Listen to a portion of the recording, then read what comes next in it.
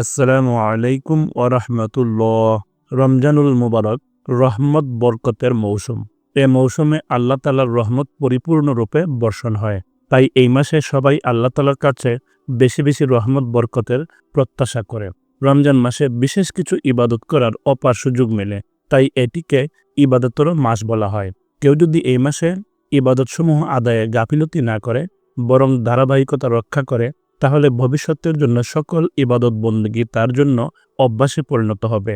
তাই এই মাসের আমলগুলো খুব গুরুত্ব সহকারে পালন করতে হবে। আমরা যতটা আন্তরিকতার সঙ্গে মহান আল্লাহ তাআলাকে ডাকব, আল্লাহ ততটুকুই এগিয়ে এসে আমাদেরকে সাড়া দেবেন। এই মাসের ইবাদত বন্দেগীর জন্য মহান আল্লাহ তাআলা বান্দাদের জন্য বিশেষ অফার করেছেন। এই অফার গ্রহণ করে যারা তাদের দৈনন্দিন আমলগুলো পালন করে চলেছে, মহান আল্লাহ তাদের পুরস্কৃত করবেন। পক্ষান্তরে যারা এই মাস পেয়েও এর যথাযথ কদর করেনি, তাদের জন্য রয়েছে অভিশাপ। হাদিস শরীফে এমনটিই বর্ণিত আছে, যে ব্যক্তি রমজান মাসকে গুরুত্ব সহকারে নেয়নি, বরং অবহেলা করে এর সময়গুলো নষ্ট করেছে, তার প্রতি আল্লাহ তাআলা অসন্তুষ্ট। হযরত কাব বিন আজরা রাদিয়াল্লাহু আনহু বলেন, একদা রাসূল সাল্লাল্লাহু আলাইহি ওয়াসাল্লাম উপস্থিত সাহাবীদের উদ্দেশ্য করে বললেন, তোমরা মিম্বরের কাছাকাছি হয়ে বসো। সাহাবায়ে কেরাম রাদিয়াল্লাহু আনহু আজমাইন সবাই কাছাকাছি হয়ে বসলে নবীজি সাল্লাল্লাহু আলাইহি ওয়াসাল্লাম মিম্বরের প্রথম সিঁড়িতে পা রাখেন এবং বলেন আমিন। অতঃপর দ্বিতীয় সিঁড়িতে পা রাখেন এবং বলেন আমিন। অনুরূপ তৃতীয় সিঁড়িতে পা রেখেও তিনি বলেন আমিন। বয়ান শেষে মিম্বর থেকে নবীজি সাল্লাল্লাহু আলাইহি ওয়াসাল্লাম নেমে আসলে কৌতূহলী হয়ে সাহাবায়ে কেরাম জিজ্ঞাসা করেন, আপনাকে তো আগে কখনো এমন করতে দেখিনি।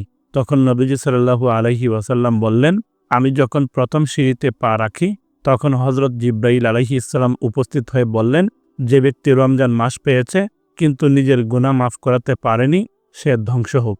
তখন আমি বললাম আমিন। অতঃপর যখন দ্বিতীয় সিঁড়িতে পা রাখি, তখন জিবরাইল আলাইহিস সালাম বললেন, যার নিকট আপনার নাম পেশ করা হয়েছে কিন্তু সে আপনার প্রতি দুরূদ পড়েনি, সে ধ্বংস হোক। তখনও আমি বললাম আমিন। সর্বশেষ যখন তৃতীয় সিঁড়িতে পা রাখি, তখন জিবরাইল আলাইহিস সালাম বললেন, যে ব্যক্তি তার পিতামাতার কাউকে তাদের বৃদ্ধ অবস্থায় পেয়েছে কিন্তু তাদের খেদমত সেবা যত্ন করে জান্নাতের মালিক হতে পারেনি, সেও ধ্বংস হোক।